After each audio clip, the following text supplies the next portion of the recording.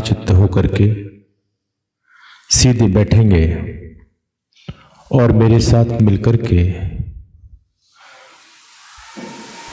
गुरु मंत्र गायत्री का पाठ करेंगे।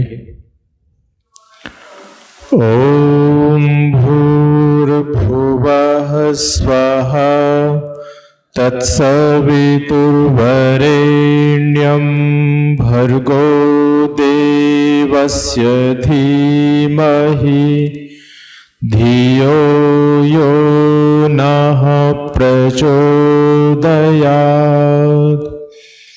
ॐ युभूतं च भव्यं च सर्वं यश्चाधितिष्ठति स्वर्यस्य च केवलं तस्मै ज्येष्ठाय ब्रह्मणे नमः। अभयं मित्रात् अभयम् अमित्रात् अभयं जातादभयं परोक्षात् अभयं नक्तमभयं दिवानः। सर्वा आशा मम मित्रं भवन्तु।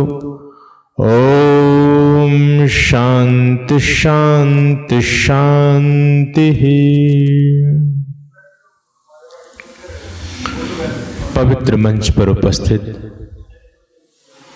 आर्य जगत की बहुत ही सम्मानित सुप्रतिष्ठित वैदिक विदुषी, पूरे देश के कोने कोने में जाकर के जो वैदिक सिद्धांतों का बड़ी तर्क और युक्ति के साथ में प्रचार प्रसार करती हैं, अभी जिनके द्वारा बहुत सुंदर चिंतन आप लोगों ने सुना है, सम्मान्य बहन संगीता आर्या जी, इस समाज के बहुत ही सौम्य सरल व्यवहार के धनी प्रधान आदरणीय श्रीमान जयप्रकाश जी, बहुत ही ऊर्जावान यशस्वी कर्मठ मंत्री आदरणीय भाई दिलबाग आर्य जी, आदरणीय श्रीमान सुभाष आर्य जी, आदरणीय श्रीमान सुभाष राणा जी, बाहर की समाजों से पधारे हुए आर्यभद्र पुरुषों, वंदनीय मातृशक्ति, प्रिय बच्चों, थोड़ी सी चर्चा आपके बीच में करूंगा और उम्मीद करता हूं कि आप लोग ध्यान से बात को सुनेंगे और ध्यान से सुनेंगे तो कुछ बातें आपको स्पष्ट भी हो जाएंगी। संसार में बहुत सारे लोग ऐसे हैं जो ईश्वर को मानते हैं पर जानते नहीं हैं। कुछ लोग ऐसे भी हैं जो ईश्वर को जानते हैं पर मानते नहीं हैं। बात को आप पकड़ने का प्रयास करें। बहुत सारे लोग ऐसे हैं जो ईश्वर को मानते हैं पर जानते नहीं हैं, और कुछ लोग ऐसे भी हैं जो ईश्वर को जानते हैं पर मानते नहीं हैं। आप लोग सोच रहे होंगे कि जानते हैं मानते नहीं हैं, मानते हैं जानते नहीं हैं, इसका मतलब क्या है? तो मतलब मैं आपको समझा देता हूं। आपने किसी व्यक्ति से पूछा, क्या आप ईश्वर को मानते हैं, ईश्वर के अस्तित्व को स्वीकार करते हैं? तो व्यक्ति कहता है कि हाँ बिल्कुल मानते हैं, ईश्वर तो है, उसकी सत्ता है। ये क्या हुआ? ये हुआ ईश्वर को मानना। मतलब वो व्यक्ति नकार नहीं रहा ईश्वर की सत्ता से, स्वीकार करता है। वो कहता है ईश्वर है, ईश्वर की सत्ता है, हम मानते हैं, ईश्वर को मानता तो है। आगे आप उससे प्रश्न करें कि भाई आप मानते तो हैं, लेकिन ये बताओ कि ईश्वर कैसा है, कहां रहता है, क्या करता है? तो वो कहता भाई ये तो हमको नहीं पता। यानी ईश्वर को मानते तो हैं लेकिन जानते नहीं है। जब ईश्वर के बारे में आप कुछ पूछते हैं तो मौन हो जाते हैं, कहते हैं जी ये जानकारी हमको नहीं है, बस ईश्वर है हम मानते हैं। ये तो हुआ ईश्वर को क्या हुआ? जानना या मानना? मानना हुआ। और कुछ लोग ऐसे हैं जो ईश्वर को जानते हैं पर मानते नहीं हैं। अब आप लोग जरा ये चिंतन करना अपना अपना कि आप लोग कौन सी कैटेगरीज में आते हैं, मानने वालों में आते हैं या जानने वालों में आते हैं। पूछा लोगों से जो ईश्वर को जानने वाले लोग हैं कि ईश्वर कितने हैं, 2 4 6 10 20 ईश्वर कितने हैं, तो जवाब देते हैं ईश्वर एक है। यानी ईश्वर के विषय में जानते हैं, ईश्वर एक है। अच्छा, जो एक ईश्वर है वो रहता कहां है? क्यों जी, कहां रहता है? अरे मेरी माताओं मौन क्यों बैठी हो, बताओ ना, कहां रहता है? देखो, मैं तो एक ऐसा व्यक्ति हूं कि मैं केवल प्रवचन नहीं देता, मैं पढ़ाता भी हूं, क्योंकि गुरुकुल चलाता हूं तो बच्चों को पढ़ाना पड़ता है, तो मेरा तो अभ्यास है ये। लेकिन इस अभ्यास में लाभ बहुत ज्यादा है। मैंने वो चीज चुनी जीवन के अंदर जिससे आपको कुछ मिल जाए और मेरे समय की सार्थकता हो जाए। नहीं, पहले जब मैं अध्यात्म को लेकर के बोलता था, ये अध्यात्म एक ऐसा विषय है कि बहुत से लोगों के ऊपर से निकल जाता है, समझ में आता नहीं, और बहुत सारे लोग सो भी जाते हैं। तो प्रवचन शुरू करते थे तो लोग थोड़ी देर में झटके मारने लग जाते थे। अब झटके मारो, अब बड़े अच्छा नहीं लगे। अब किसी को जगाओ कि भाई क्यों सो रहे हो, एकदम व्यक्ति आंख खोले बोले नहीं तो, गर्दन हिला के कहता है नहीं तो। फिर कथा आगे चली, थोड़ी देर बाद फिर सोने लगे। हमने कहा सेठ जी सो रहे हो? सेठ जी कहते नहीं तो। अब सेठ जी सोते तो हैं, लेकिन हम पूछते तो झूठ बोल देते, हमको झूठा साबित करते। कथा आगे बढ़ी, हमने कहा सेठ जी जाग रहे हो क्या? सेठ जी कहते नहीं तो। बस यही तो सुनना चाहते थे। तो ऐसा ना हो, इसलिए मैं बीच बीच में प्रश्न पूछता रहता, जिससे आपका भी कुछ प्राप्त हो जाए और मेरे समय का उपयोग हो जाए। तो निवेदन मैं आपके बीच में कर रहा था कि ईश्वर एक है ऐसा लोग जानते हैं। वो एक ईश्वर है, वो कहां रहता है? आप लोग सब कहते हैं कि भगवान सब जगह रहता है, लेकिन मेरी माताओं, मेरा आपसे प्रश्न है, आप मानती हो भगवान सब जगह रहता है, तो लेकिन जब आप भगवान की भक्ति करने के लिए कहां जाती हो? कहां जाती हो बोलो? हैं? मंदिर में। तो अभी कह रहे आप सब जगह। जब सब जगह मान रही हो तो फिर एक स्थान विशेष पर भक्ति करने के लिए क्यों जाते हो? चलो इस पर आगे चिंतन करेंगे। तो ईश्वर एक है, ईश्वर सब जगह है, सर्वव्यापक है। अगला प्रश्न है कि भगवान एक है, सब जगह है, तो क्या उसकी कोई फोटो, मूर्ति, शक्ल हो सकती है क्या? क्यों जी, क्या जानते हैं आप लोग इस विषय में? हो सकती है? नहीं हो सकती। अच्छी जानकारी है आपकी। वास्तविकता है, आप दुनिया में कोई ऐसी चीज ढूंढ करके बताओ जो एक हो, सब जगह हो और उसकी कोई आकृति हो। संभव ही नहीं है। तो जानकारी तो बहुत अच्छी है। हम सब ये जानते हैं कि ईश्वर एक है, ईश्वर सब जगह रहता है, ईश्वर की कोई फोटो, शक्ल, मूर्ति नहीं है। अगला मेरा प्रश्न है कि जो ईश्वर एक है, सब जगह रहता है, जिसकी कोई आकृति नहीं, जो निराकार है, वो ईश्वर जड़ है या चेतन है? चेतन है। ये भी बहुत अच्छी जानकारी है आपको। देखो, जड़ और चेतन में भेद आप लोग समझते हैं ना। चेतन वो है जो देखता है, सुनता है, सबको अनुभूति करता है, सबको ऑब्जर्व करता है। और जड़ तो आप लोग जानते ही हैं, जो न सुनता है, ना देखता है, ना चलता है, ना फिरता है, कुछ नहीं। तो ईश्वर एक है, सब जगह है, चेतन है। अच्छा, सब जगह ईश्वर है तो वो सब जगह वैसे रहता ही है या कुछ करता भी है?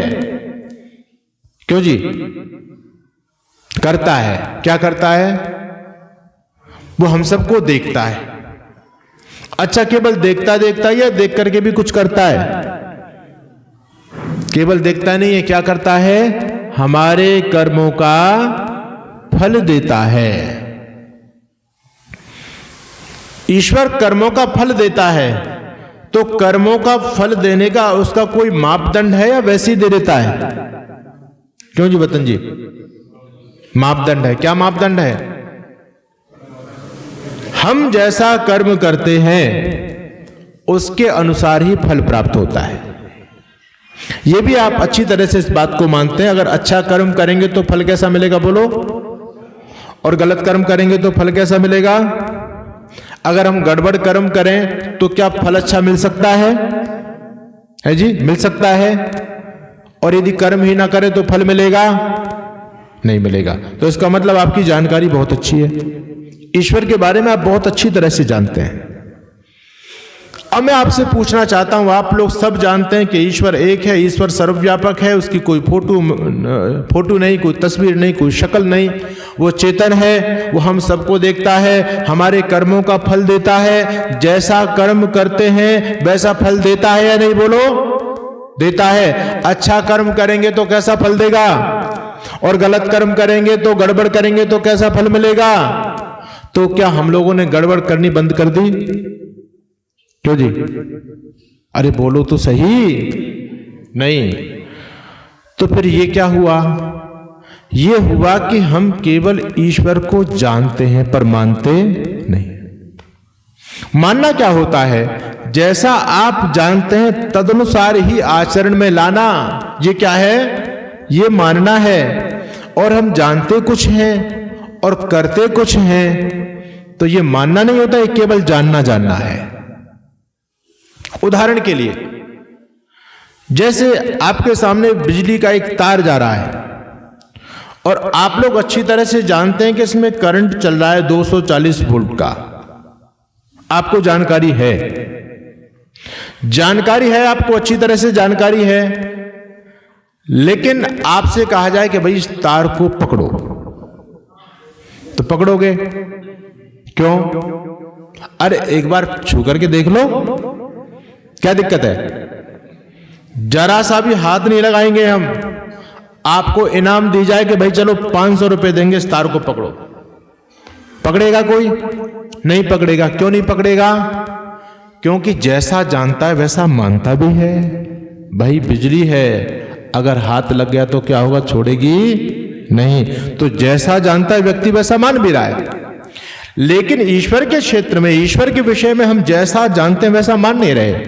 हम जानते हैं कि ईश्वर कर्मों का फल देता है, यथा योग्य फल देता है। गलत करते हैं तो गलत कर्म का फल कभी शुभ नहीं हो सकता, गलत ही भोगना पड़ेगा। लेकिन उसके बावजूद भी हम गलत कर्म करने से रुकते नहीं हैं। तो इसका मतलब क्या है? केवल हमको ईश्वर के बारे में जानकारी है, अभी हम ईश्वर को मानते नहीं हैं। ईश्वर को जानने का और मानने का सबसे बड़ा लाभ तो यही है कि व्यक्ति पाप कर्म करने से बच जाता है। एक बहुत सुंदर शास्त्रों में प्रसंग आता है कि ईश्वर सर्वव्यापक है, सब जगह है। उसको मानने का लाभ क्या? तो ऋषि कहते हैं कि ईश्वर को सर्वव्यापक मानने से लाभ केवल मानना नहीं है, तो है, वो सब जगह है। लेकिन एक मोटा सा लाभ बताते हैं कि देखो, व्यक्ति पाप कर्म कब करता है? चौराहे पे करता है, एकांत में करता है। दुनिया के जितने भी निंदित कर्म हैं, पाप कर्म हैं, जितने भी कुकृत्य हैं, इन कुकृत्यों को करने के लिए व्यक्ति हमेशा एकांत की तलाश करता है। अच्छा, आप मानते हैं कि ईश्वर सब जगह है, तो क्या दुनिया में कोई एकांत हो सकता है? कोई ऐसा स्थान जो बिल्कुल निर्जन हो, जहां पर कोई ना हो? लेकिन हम लोग कहते तो हैं ईश्वर सब जगह है, लेकिन गड़बड़ तो हम एकांत देख करके ही करते हैं। इसका मतलब क्या? इसका मतलब यह है कि हम ईश्वर को जानते हैं पर मानते नहीं है। एक संत जा रहे थे, रात्रि का समय था। अब रात्रि के समय में कोई जा रहा है तो या तो कोई संत होगा या कुछ और ही तरह के लोग होंगे। जंगल की तरफ बढ़ रहे थे, सामने से कुछ लोग आ रहे थे। संत ने देखा कि सामने से कुछ लोग आ रहे हैं। उन लोगों ने भी सोचा कि भाई रात्रि में कौन हो सकता है, ये हमारे जैसा ही होगा। सामने से जो कुछ लोग आ रहे थे वो चोर थे, और इधर से जो संत जा रहे थे संत थे। और संत ने सोचा कि भाई रात्रि में कौन होगा, मेरा जैसा ही कोई होगा, क्योंकि या निशा सर्वभूतेषु तस्याम जागृति संयमी। रात्रि के अंधकार में जब लोग सो जाते हैं तब संयमी लोग, साधक लोग जग करके भगवान की उपासना करते हैं, ध्यान लगाते हैं। संत ने सोचा ये भी संत होंगे, चोरों ने सोचा कि ये भी हमारी तरह कोई होगा जंगल में, इसलिए तो रात को भटक रहा है। चोरों ने पूछा आप कौन? संत ने कहा जो तुम सो हम। बोले आप हमारे तरह हो? बोले हाँ। बोले चलो हमारे साथ। अब वो संत चोरों के साथ चल दिए, गए नगर के अंदर। अब चोरों को ये नहीं पता था कि भाई ये चोर तो है, ये तो पता चल गया क्योंकि वो कहते हैं जो तुम सो हम। तो चोरों ने उसको चोर समझा। चोरों को ये विश्वास नहीं था कि भाई पता नहीं कितना बड़ा खिलाड़ी है या नया नई व्यक्ति है ये। तो कहने लगे देखो तुमको एक ड्यूटी देते हैं, काम देते हैं तुमको। बोले क्या काम है? काम ये है कि तुम बाहर रहोगे सड़क पर और हम सेंध लगा करके अंदर जाएंगे,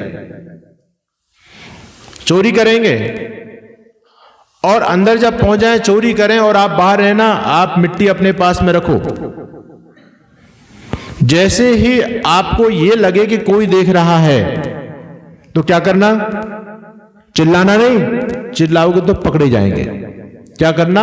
मिट्टी पास में धीरे से अंदर फेंक देना, और अंदर मिट्टी जाएगी तो हम समझ जाएंगे हाँ भाई गड़बड़ है, कोई देखने वाला है। हम लोग भाग जाएंगे, तुम भी हमारे पीछे आ जाना। संत ने कहा ठीक है। अब काफी देर हो गया सेंध लगाने में, दीवार तोड़ी, जैसे तैसे अंदर घुसे, और अंदर भी अब माल ऐसे तो नहीं मिलता, वो भी तालों में रहता है। जैसे तैसे माल तक पहुंचने ही वाले थे, इतनी देर में उस व्यक्ति ने बाहर से मिट्टी अंदर फेंक दी। अब जैसे ही मिट्टी अंदर फेंकी, चोर घबराए, दौड़े बाहर निकल करके, जैसे तैसे दौड़े, पीछे वो संत भी दौड़ रहा है। जंगल में पहुंचे, एकांत सा लगा, तसल्ली मिली। बोले भाई अब किसी के हाथ आने वाले नहीं है, अब सुरक्षित स्थान पर है। उस व्यक्ति से पूछा क्यों भाई, कोई देख रहा था? बोले हाँ देख रहा था। बोले कौन था? कितने लोग थे? बोले लोग तो नहीं थे। बोले फिर और कौन था देखने वाला? बोले भगवान था देखने वाला। अरे चोरों का, अरे मूर्ख, तूने सब पर पानी फेर दिया। कितनी मेहनत की, कितनी मेहनत करके अंदर तक गए, माल हाथ लगने वाला था, तू कहां से हमारे पल्ले पड़ गया? भगवान था देखने वाला। अरे भगवान का भी कुछ होता है क्या? अरे कोई आदमी देखता होता तो अब तू बताता, तूने तो सारे अरमानों पर ही पानी फेर दिया। वो संत ने बहुत अच्छी बात कही। वो कहते हैं भाई एक बात बताओ, आदमी बड़ा होता है या भगवान बड़ा होता है? बोले बड़ा तो भगवान ही होता है। बोले भले आदमी हो, तुम आदमी से तो डर रहे हो, लेकिन भगवान का तुमको डर नहीं है। इसलिए मैं आप लोगों से निवेदन करना चाहता हूं, वेद का मंत्र कहता है कि दुनिया में कोई ऐसा स्थान नहीं जहां पर एकांत आपको मिल जाए। वेद का मंत्र कहता है कि सागर की गहरी से गहरी गहराई में भी आप चले जाएं और दो मित्र जब आपस में वहां पर जाकर के भी बातचीत करते हैं, तब वहां तृतीय परमपिता परमात्मा की सत्ता विद्यमान है। परमपिता परमात्मा सबको सुनता है। और पहाड़ की ऊंची से ऊंची चोटी पर चले जाइए, वहां पर भी देखने वाला, सुनने वाला हम दोनों के अलावा भी एक तीसरी सत्ता परमात्मा की है। यानी दुनिया में कोई ऐसा स्थान नहीं जो स्थान जहां पर परमात्मा का वास नहीं हो। ईशावास्यमिदं सर्वम यत् किंच जगत्याम जगत। परमपिता परमात्मा संसार के समस्त कण कण के अंदर विद्यमान है। हम उसकी दृष्टि से कभी बच नहीं सकते। इसलिए निवेदन आप लोगों के बीच में, आप जो भी कोई कर्म करो, देखो बात को ध्यान से सुनो, जो भी कोई कर्म करो तो ये समझ लो कि परमात्मा देखने वाला है, वो देख रहा है। और जब कोई देखने वाला होता है ना, तो व्यक्ति फिर गड़बड़ नहीं करता। आजकल आप सरकारी ऑफिसों में जाते हैं तो क्या लिखा होता है? सावधान, आप सीसीटीवी कैमरे की निगरानी में हैं। तो हम लोग एकदम अलर्ट हो जाते हैं, सावधान हो जाते हैं, अपने एक्टिविटीज को, अपने व्यवहार को ठीक ठाक कर लेते हैं। बोले नहीं, अगर थोड़ा भी गड़बड़ किया तो पकड़े जाएंगे, देख रहा है आपको। लेकिन माताओं बहनों सज्जनों याद रखो, ये सीसीटीवी कैमरे कितने देख पाएंगे? इनकी तो जो हार्ड डिस्क भी गायब कर दी जाती है, इनको बंद भी कर दिया जाता है। लेकिन परमपिता परमात्मा के सीसीटीवी कैमरे 24 घंटे ऑन रहते हैं। और वो ऐसे कैमरे हैं, ये सीसीटीवी कैमरा तो आपको दिखाई भी देता है, वो दिखाई भी नहीं देता, बिल्कुल नहीं दिखाई देता। आप लोगों ने भगवान का नाम सुना ना, चित्रगुप्त की कथा तो सुनी है। चित्रगुप्त क्या है? लोग कहते हैं कि जब मर करके व्यक्ति जाता है तो यमराज के मुनीम का नाम चित्रगुप्त है, हिसाब किताब करते हैं, लेकिन चित्रगुप्त भगवान का ही एक नाम है। और चित्रगुप्त भगवान को इसलिए कहते हैं क्योंकि वो गुप्त रूप से हमारे चित्र लेता रहता है, हमको पता ही नहीं चलता, लेकिन हाँ आपकी वीडियोग्राफी पूरी की पूरी बन रही है, आपके सारे चित्र लिए जा रहे हैं। कहने का मेरा भाव ये है, मैंने अपनी बात प्रारंभ की थी, हम परमात्मा को जानते हैं लेकिन परमात्मा को मानते नहीं हैं। जिस दिन हम परमात्मा को मानने लग जाएंगे माताओं बहनों, उस दिन हमारे जीवन जीने का तरीका बदल जाएगा, उस दिन हम पाप कर्मों से दूर होते चले जाएंगे, पापों से प्रवृत्ति हमारी हट जाएगी पूरी तरह से। आप लोग जानते हैं व्यक्ति पाप कितने प्रकार के करता है? दुनिया में कितने प्रकार के पाप हैं? 11 प्रकार के पाप हैं, 11 प्रकार के। और पुण्य कितने प्रकार के हैं? पुण्य भी 11 प्रकार के। याद रखिए, 11 प्रकार के पाप होते हैं और 11 प्रकार के पुण्य होते हैं। ये जो 11 प्रकार के पाप हैं, इसमें कुछ पाप तो इस प्रकार के हैं जो व्यक्ति एकांत में ही करता है और ये जानकर के करता है कि अब मुझको कोई देखने वाला नहीं है। 3 प्रकार के पाप व्यक्ति शरीर से करता है, 3 प्रकार के पाप व्यक्ति मन से करता है और 4 प्रकार के पाप व्यक्ति वाणी से करता है। मन के द्वारा जो पाप व्यक्ति करता है वो इसलिए करता है कि वो ये समझता है कि मन में तो मन है, कुछ भी सोच लो, कुछ भी कर लो, किसको क्या पता। मन में तो आप किसी के बारे में गलत भी सोच सकते हो ना, लेकिन कर तो नहीं सकते। करोगे तो क्या होगा? झगड़ा हो जाएगा, केस लग जाएगा आपके ऊपर। लेकिन मन में सोचने में क्या जाता है? लेकिन याद रखो, वैदिक सिद्धांत ये कहता है नहीं, इस भूल में मत रहना। हम अपने मन के द्वारा यदि किसी का भला सोचते हैं, आपने किया नहीं, केवल सोचा है, इसका भी कर्म बनेगा और इसका पुण्य आपको मिलेगा। और आपने अपने मन में किसी का बुरा सोचा लेकिन किया नहीं, सोचा है, आप कर नहीं पाए बुरा, क्योंकि बुरा करना तो बड़ा कठिन है, आप पकड़े जाएंगे, आपके अपयश हो जाएगा समाज में।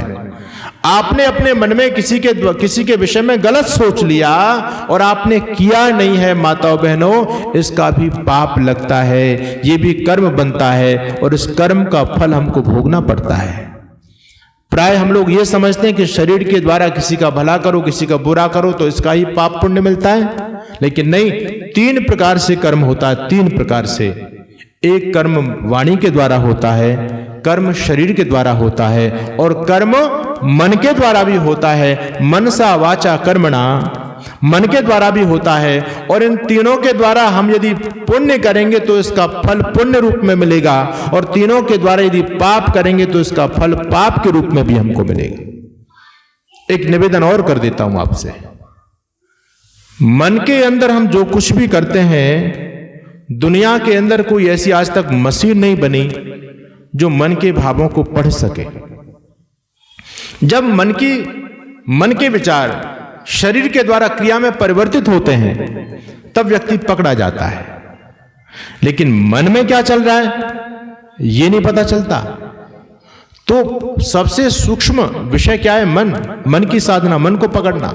और सबसे ज्यादा पाप भी व्यक्ति मन के द्वारा ही करता है। इसलिए करता है क्योंकि मन में किसी का कोई साझा नहीं है, मन को कोई पकड़ नहीं सकता। मैं आपके बारे में मन में क्या क्या सोच लूं, अगर आपके बारे में मैं गलत बोलूंगा, बाहर वाणी से बोलूंगा तो झगड़ा खड़ा हो जाएगा। और मन में यदि गलत सोचता रहूं तो आपको क्या पता ये व्यक्ति क्या सोच रहा है। इसलिए सबसे ज्यादा सर्वाधिक पाप हम किसके द्वारा करते हैं? मन के द्वारा करते हैं। और मन के द्वारा होने वाले 3 पाप कौन कौन से हैं? न्याय दर्शन में महर्षि गौतम लिखते हैं, और मनुस्मृति में महर्षि मनु भी इस बात को कहते हैं मनसा परिद्रोहम परिद्रव्य अभिप्साम नास्तिक्यम चेति। ये मन के द्वारा होने वाले 3 प्रकार के पाप हैं, याद रखना। पहला पाप कौन सा है? मनसा परिद्रोहम, मन से किसी का बुरा सोचना। मन में किसी का बुरा सोचना, किया नहीं आपने किसी का बुरा, शरीर से नहीं किया, वाणी से बुरा बोला भी नहीं है, लेकिन मन से यदि आपने किसी का बुरा सोचा है तो ऋषि कहते हैं मनसा परिद्रोहम, ये मन के द्वारा होने वाला पहला पाप है। इस पाप के फल से आप बच नहीं सकते। तो मन से जब बुरा सोचने में पाप लग सकता है, तो मन से यदि हम भला सोचें तो पुण्य भी तो कमा सकते हैं। इसलिए पहली साधना क्या है हमारी माताओं बहनों, मन से कभी भी किसी का बुरा मत सोचो। कहते हैं कि मांगी एक रोज किसी कुम्हार ने ये दुआ, और याद रखना आप यदि किसी का बुरा सोचेंगे तो दूसरे का बुरा हो या ना हो, लेकिन तुम्हारा बुरा जरूर होगा, बच नहीं पाओगे। मांगी किसी रोज एक कुम्हार ने ये दुआ कि घोड़ा मेरे पड़ोसी का मर जाए। एक खुदा, एक कुम्हार था और कुम्हार के सामने ही एक बड़ी अच्छा एक व्यक्ति था, उसकी खूब मोटा तगड़ा घोड़ा उसके पास में था और कुम्हार के पास में मरियल सा गधा था। तो कुम्हार ने भगवान से प्रार्थना की कि भगवान मन मन में कि इसके घोड़ा मर जाए। मांगी एक रोज कुम्हार ने ये दुआ कि घोड़ा मेरे पड़ोसी का मर जाए। एक खुदा, अफसोस पड़ोसी का घोड़ा तो थान पर यूं ही बंधा रहा, लेकिन अफसोस गधा कुम्हार का ही मर गया। यह देखकर तो कुम्हार निहायत खपा हुआ। जब उसने अपने गधे को मरता देखा तो कुम्हार को गुस्सा आया। यह देखकर तो कुम्हार निहायत खपा हुआ। रखकर जिगर पर हाथ बोला, ए खुदा, मुद्दत तुझे खुदाई करते करते हो गई, पर पहचान गधे और घोड़े की ना रही। अरे इतने दिन से तू खुदाई कर रहा है, भगवान तुझको किसने बना दिया? तुझको घोड़े और गधे में फर्क ही पता नहीं चला। मैंने कहा था घोड़े को मार देना, तूने मेरा गधा ही मार दिया। तो याद रखो, मन के द्वारा जो गलत सोचा जाता है उस पाप से आप बच नहीं सकते। दूसरा मन के द्वारा पाप कौन सा है? मनसा परिद्रोहम परद्रव्य अभिप्साम, दूसरे की चीज को उठाने का, दूसरे की चीज को लेने का भाव। ये चीज मेरे पास आ जाए, शास्त्र कहता है ये भी पाप है। और तीसरा पाप नास्तिक्यम चेति, नास्तिकता। ईश्वर है या नहीं, अगर ये विचार भी ईश्वर को न मानना, ये विचार आपके मन में आ गया तो ऋषि कहते हैं ये भी पाप है, नास्तिक्यम चेति। और माताओं बहनों, समय दौड़ रहा है, जल्दी जल्दी मैं बात को पूरा करता हूं। शरीर के द्वारा भी 3 प्रकार के पाप होते हैं। कौन कौन से? शरीरेण हिंसा, शरीर के द्वारा पहला पाप कौन सा? हिंसा। हिंसा का मतलब समझते हो ना? किसी प्राणी को दुख देना। काटना तो बहुत दूर की बात है, बहुत बड़ी बात है। बहुत सारे लोग गर्दन काटते हैं, हलाल करते हैं, झटका करते हैं। काटना तो बहुत दूर है। शास्त्र कहता है मन, वाणी और कर्म के द्वारा किसी को दुख पहुंचाना क्या होता है? हिंसा होता है। इसलिए हमारे शास्त्र में कहा अहिंसा परमो धर्म। लेकिन याद रखना, आगे कह दिया हिंसा धर्म तथैव च। लोग इस पंक्ति का, इस श्लोक को पूरा लोगों को याद नहीं रहा, केवल एक पंक्ति याद, अहिंसा परमो धर्म, अहिंसा परम धर्म है, किसी को दुख नहीं पहुंचाना चाहिए। लेकिन अगली पंक्ति ये भी कहती है हिंसा धर्म तथैव च, धर्म की रक्षा के लिए यदि किसी को कष्ट भी देना हो तो वो अहिंसा नहीं, वो हिंसा नहीं, वो अहिंसा की कोटि में आता है। आतंकवादियों को हमारे जवान मारते हैं तो क्या उनको पाप लगता है? क्यों जी, लगता है क्या? नहीं लगता। क्यों नहीं लगता? अरे दुख तो दे रहे हैं, उनकी जान ले ली।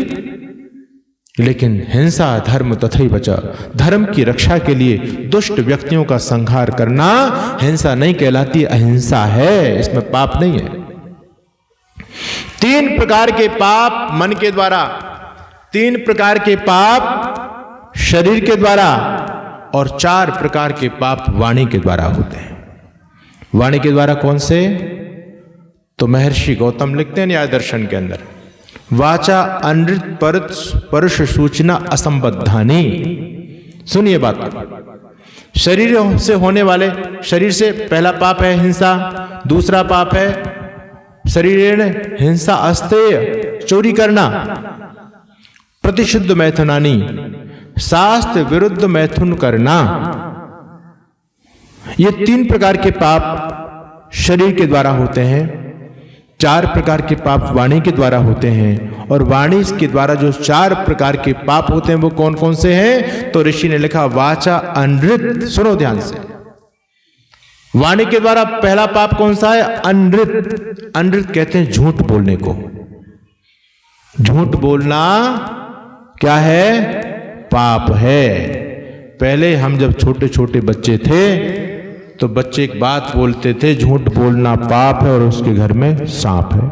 आप लोगों ने भी सुना होगा, बात बिल्कुल सही थी, शास्त्र की बात थी। झूठ बोलना वाणी के द्वारा पहला पाप है, इसलिए क्या बोलना चाहिए? रित बोलना चाहिए, सत्य बोलना चाहिए, अनृत नहीं बोलना चाहिए। ये साधना है वाणी की। हम लोगों का एक स्वभाव बन गया है, बहुत सारे लोगों का मजाक मजाक में वैसे ही झूठ बोलते रहते हैं। अरे कोई लाभ भी नहीं हो रहा है फिर भी झूठ बोल रहे हैं, स्वभाव बन गया। लेकिन याद रखना, ये स्वभाव आपका बना है, गलत स्वभाव है, उसको सुधार लीजिए। नहीं सुधारेंगे तो फिर पाप तो आपको भोगना ही पड़ेगा, उसका कर्म के फल से बच नहीं पाओगे। तो पहला फल वाचा अनृत, झूठ बोलना। दूसरा पाप परुष। परुष कहते हैं कठोर बोलने को। शायद मैं समझता हूं कि आप लोगों में तो कोई कठोर नहीं बोलता होगा, सभी मीठा मीठा ही बोलते होंगे, अच्छा अच्छा बोलते होंगे। कठोर तो कोई नहीं बोलता। अगर कोई कठोर बोलता है तो छोड़ देना। परुष यानी कठोर नहीं बोलना, मृदु बोलो, मीठा बोलो, अच्छा बोलो। अगर अच्छा बोलेंगे तो वाणी के द्वारा पुण्य कमाएंगे आप। मैं ये नहीं कहता आप किसी की चापलूसी करना, ये मेरा कहने का भाव नहीं है। बहुत से लोग कहते हैं महाराज हम तो सत्य ही बोलते हैं, कुछ भी हो जाए। सत्य तो कड़वा ही होता है। मैंने कहा ऐसी बात नहीं है, सत्य को कहने का सलीका आप पर आना चाहिए। सत्य कड़वा नहीं होता, सत्य तो सत्य है, सत्य बोलना है। लेकिन सत्य बोलने का तरीका यदि होगा तो आप सच्चाई को भी ठीक प्रकार से कह पाएंगे, और यदि सत्य बोलने का तरीका ठीक नहीं है तो आप सत्य बोलने के चक्कर में पाप कमा लोगे। सत्यम ब्रूयात प्रियम ब्रूयात न ब्रूयात सत्यम अप्रियम। महर्षि वेदव्यास कहते हैं महाभारत के अंदर, सत्य बोलो लेकिन कैसा? कड़वा सत्य नहीं, प्रिय सत्य बोलो, प्रिय लगने वाला। सत्यम ब्रूयात प्रियम ब्रूयात न ब्रूयात सत्यम अप्रियम। ऐसा सत्य मत बोलो जो किसी को अप्रिय लगे। आप काणे व्यक्ति से काना बोलोगे तो सत्य तो है, क्योंकि सत्य है या नहीं? सत्य तो है, लेकिन उसको अच्छा लगेगा क्या? तो ये सत्य किस बात का? इसलिए ऋषि कहते हैं सत्यम ब्रूयात प्रियम ब्रूयात न ब्रूयात सत्यम अप्रियम। प्रियम च नानृतम ब्रूयात। और ऐसा भी नहीं आप प्रिय बोलने के चक्कर में झूठ बोलने लग जाओ। तो ऋषि कहते हैं प्रियम च नानृतम ब्रूयात, प्रिय बोलो लेकिन झूठ नहीं बोलो। एष धर्म सनातना, यही वाणी की साधना है, यही हमारा सनातन धर्म है। तो 2 प्रकार के पाप मैंने बताए वाणी के द्वारा। पहला पाप कौन सा? दोहरा दीजिए एक बार, कौन सा है जी? हां, पहला पाप है झूठ बोलना, और दूसरा पाप कठोर बोलना, और तीसरा पाप क्या है? वाचा अनृत परुष सोचना। सोचना तो मन के द्वारा पाप हो गया, ये वाणी के द्वारा चल रहा है। बुराई करना, बुरा बोलना, चुगली करना, गलत बोलना किसी के बारे में, बिना जाने गलत बोलना, ये भी बहुत बड़ा पाप होता है। छोटा मोटा पाप नहीं है, बहुत बड़ा पाप है, और इसका बहुत बड़ा दंड होता है। किसी व्यक्ति पर बिना उसका परीक्षण किए कोई व्यक्ति वैसे दोषारोपण कर देता है, इसका बहुत बड़ा पाप है। एक कहानी सुनाता हूं आप लोगों को। एक राजा थे, बड़े न्यायप्रिय राजा थे, बड़े धर्मात्मा थे। उनके राज्य में कुछ अंधे लोग रहते थे। अब अंधे लोगों को घर में कौन रखे? बोले किसी काम का तो है नहीं, कमाता धमाता कुछ है नहीं, कौन इसको खिलाए? तो अंधे लोगों की बड़ी बेकदरी थी। राजा धर्मात्मा थे, न्यायप्रिय थे। उन्होंने सोचा कि भाई अंधे लोगों की व्यवस्था हम राज की तरफ से करें। एक धर्मशाला में उनकी व्यवस्था की गई और राजा की तरफ से भंडारे चलने लगे। बोले अंधों को कहीं भिक्षा मांगने की आवश्यकता नहीं है, आपको यहां पर भोजन मिलेगा, सारी व्यवस्थाएं आपको यहां पर मिलेंगी। अंधे लोग रहने लगे। माताओं बहनों सज्जनों, एक दिन हुआ क्या, अंधे लोगों के लिए अच्छे अच्छे पकवान बनाए जाते थे, बढ़िया भोजन बनता था। एक दिन खीर बन रही थी और खीर जब भट्टी पर पक रही थी, कढ़ाई के अंदर एक सांप आया। उस समय कढ़ाई के आसपास कोई था नहीं, एक सांप आया और सांप ने जैसे ही उसको देखा तो उसकी गर्मी इतनी थी कि सांप गर्मी से अपना जहर उसमें फेंक दिया। सांप ने मरा नहीं, सांप वापस चला गया। सांप को आते और जाते किसी ने देखा नहीं, लेकिन सांप अपना जहर डाल करके चला गया।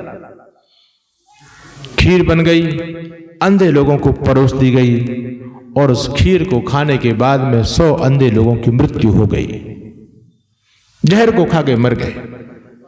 जब 100 लोगों की मृत्यु हुई तो राजा को बड़ा संताप हुआ, राजा को बड़ा कष्ट हुआ। राजा कहने लगा, भाई गजब हो गया, अरे मैंने तो पुण्य के लिए किया था, लेकिन ये तो उल्टा हो गया, पाप हो गए, लोग मर गए खा करके। अब इसमें गलती किसकी, दोष किसका है इसमें? राजा ने अपनी सारी जिम्मेदारी अपने ऊपर ले ली। राजा बड़ा धर्मात्मा था, राजा को संताप हुआ, राजा ने सारा राजपाट छोड़ दिया। बोले अब राजपाट नहीं करेंगे, बहुत बड़ा पाप हो गया, इसका प्रायश्चित करेंगे। राजा राजपाट छोड़ करके चल दिए, निकल गए जंगलों में। कई दिन भटकते भटकते भटकते भटकते हो गए। सन्यासी का वेश धारण कर लिया, अपने राजशाही जो वस्त्र थे, राजसी वस्त्र थे, सबका त्याग कर दिया। आगे जब जा रहे थे, एक गांव पड़ा। संध्या हो गई थी, सायंकाल हो गया था। राजा ने सोचा कि अब तो कहीं ठहर जाते हैं, भोजन आदि की भूख भी लगी है, कहीं भोजन मिल जाएगा। राजा ने जाकर के नगर में पूछा कि भाई इस गांव में कोई धर्मात्मा व्यक्ति है?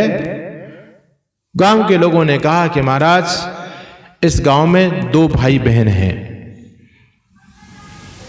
और वो भगवान की भक्ति में तल्लीन रहते हैं और कोई दूसरा काम ही नहीं करते, भगवान की भक्ति में लगे रहते हैं। आप उनके पास चले जाओ, वहां ठहर जाना। राजा ने कहा मुझे रात्रि विश्राम करना, सुबह में चला जाऊंगा।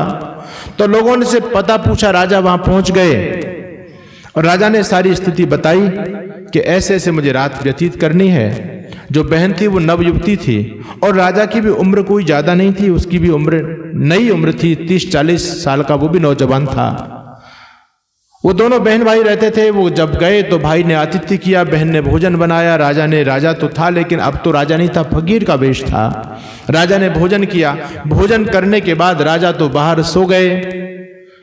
सुबह जब चलने का वक्त आया तो राजा ने उस बहन के भाई से कहा कि भैया अब मैं जाता हूं, लेकिन उसने रोका कि नहीं, ऐसे नहीं जाओगे, आप हमारे अतिथि हो, आप कुछ नाश्ता करके जाना, बिना नाश्ता के नहीं जाने देंगे। अभी मेरी बहन ध्यान में बैठी हुई है, अभी ध्यान से उठेगी और ध्यान से उठेगी तो आपके लिए नाश्ता बना करके तैयार कर देगी। राजा ने भी सोचा कि पता नहीं कहाँ मिले ना मिले खाने के लिए, ये निवेदन कर रहा है तो क्यों नहीं नाश्ता करके चला जाए। राजा रुक गए। उसकी बहन साधना में बैठी थी, ध्यान में बैठी थी। प्रतिदिन 8 बजे उठ जाया करती थी, लेकिन आज उसका समय ज्यादा बढ़ गया, 1 घंटा लेट उठी। 1 घंटा लेट उठी तो भाई ने कहा कि बहन आज तू लेट क्यों उठी, ध्यान से तू तो बहुत पहले जग जाती थी। बहन ने कहा कि आज ऐसा हुआ कि आज मैंने ध्यान में देखा कि भगवान के दरबार में एक मुकदमा आया, बड़ा विचित्र मुकदमा था। बोले क्या मुकदमा आया?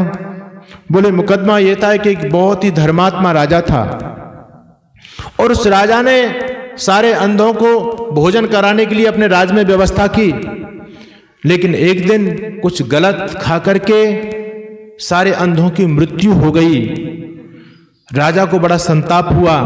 वहां पर न्यायालय में ये मुकदमा चल रहा है कि इस पाप का भागी कौन है, इसका पाप का दोषी कौन है।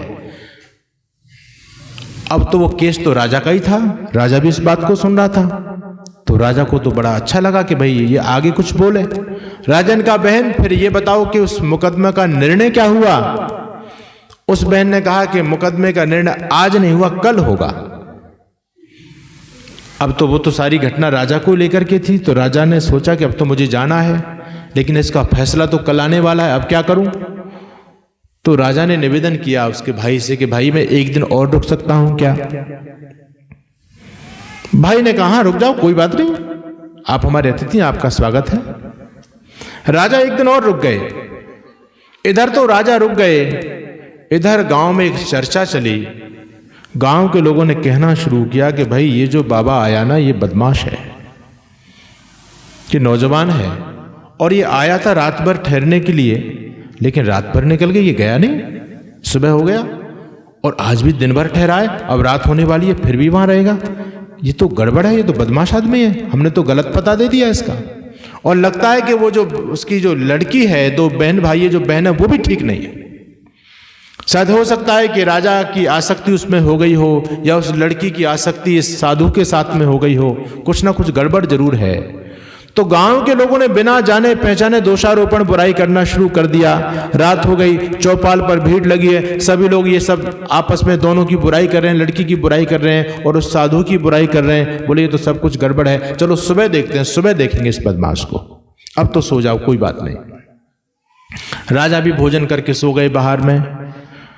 अब राजा को तो नींद क्या आनी थी, क्योंकि वो तो जिस उद्देश्य के लिए रुके थे कि भाई कल का जजमेंट सुनना है कि होता क्या है। अब सुबह हुआ, वो बहन ध्यान से ठीक समय 8 बजे उठ गई, और जैसे ध्यान से उठी, राजा ने कहा बहन, वो जो कल का मुकदमा चल रहा था उसका कुछ निर्णय हुआ या नहीं हुआ, वो पाप किसको लगा?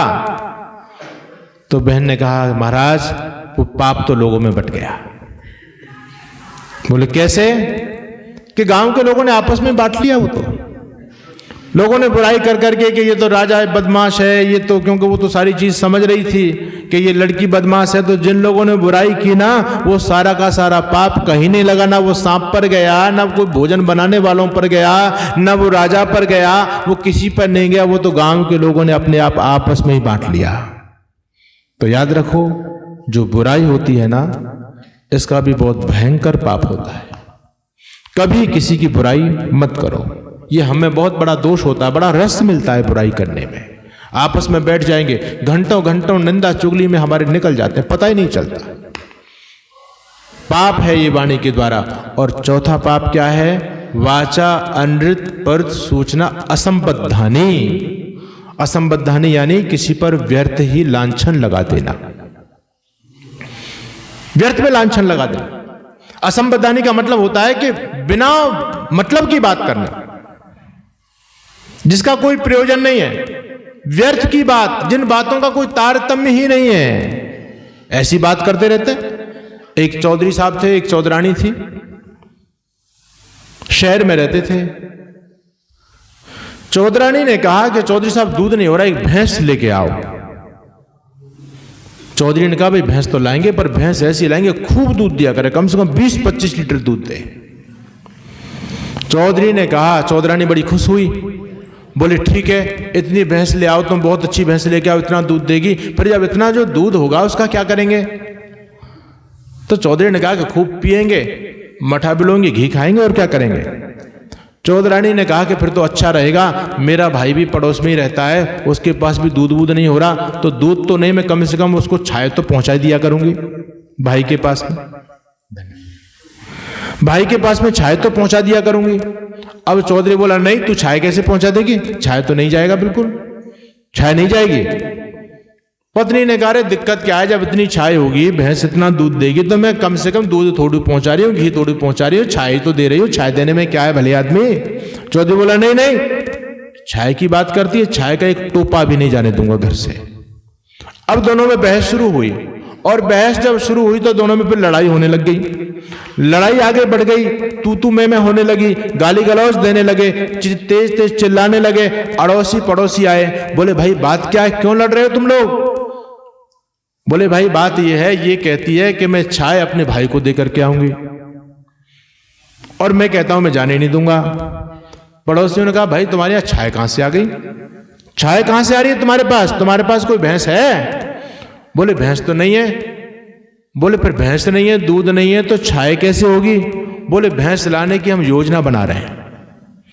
तो योजना बन रही है और लड़ पहले रहे हैं, ये क्या है? असंबद्धानी, व्यर्थ की बात है, व्यर्थ की बात। हम भी लोग बहुत सारी बातों में व्यर्थ में बहस करते हैं। तो याद रखना, ईश्वर को सर्वव्यापक मानते हुए, ईश्वर को स्वीकार करते हुए व्यक्ति पाप कर्मों से बचता है। और याद रखो, जो पाप होता है ना, 2 प्रकार के कर्म होते हैं। एक तो आपने अपराध सुना होगा और एक पाप सुना होगा। आप जब अखबारों को पढ़ते हैं तो क्या आता है कि इतने अपराधी पकड़े गए। आप ये पढ़ते हो कि इतने पापी पकड़े गए। अपराधी पाप मन के द्वारा होता है, और मन में क्या चलता है ये कोई व्यक्ति पकड़ नहीं पाता। मन को पकड़ने की मशीनरी किसके पास में है? मन को पकड़ना भगवान का काम है, क्योंकि भगवान अंतर्यामी है, वो मन के अंदर भी बैठा हुआ है।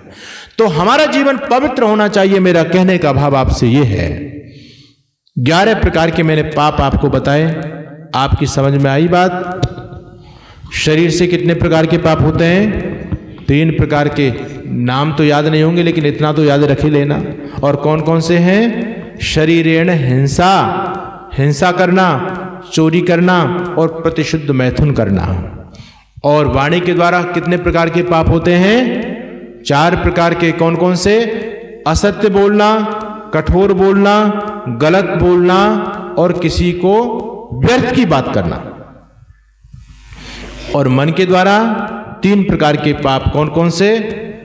मन से किसी का बुरा सोचना, मन से किसी का बुरा सोचना और किसी के वस्तु को उठाने की अभिलाषा करना। और तीसरा पाप नास्तिकता, मन में धर्म कर्म के प्रति उदासीन होना, धर्म कर्म का भाव नहीं आने देना, ये भी पाप मानते हैं ऋषि लोग। तो इस प्रकार से यदि हम जिएंगे तो हमारा जीवन पवित्र बनता चला जाएगा। प्रतिदिन चिंतन किया करो, आत्मनिरीक्षण किया करो कि आज मैंने अपने शरीर से, अपनी वाणी से, अपने मन से कोई पाप तो नहीं कर दिया। तो मन को पकड़ना, सारी की सारी साधना मन की है। योग शास्त्र जो लिखा गया है ना, वो मन के लिए ही लिखा गया है। ऋषियों ने पूरा शास्त्र लिख दिया कि मन को कैसे कंट्रोल किया जाए। मन की साधना करो, मन में भगवान का चिंतन करो, आप बुराइयों से बच जाएंगे। ये थोड़ी सी बात मैंने आपके बीच में रखी, और आप सभी का बहुत बहुत धन्यवाद। ओम शम।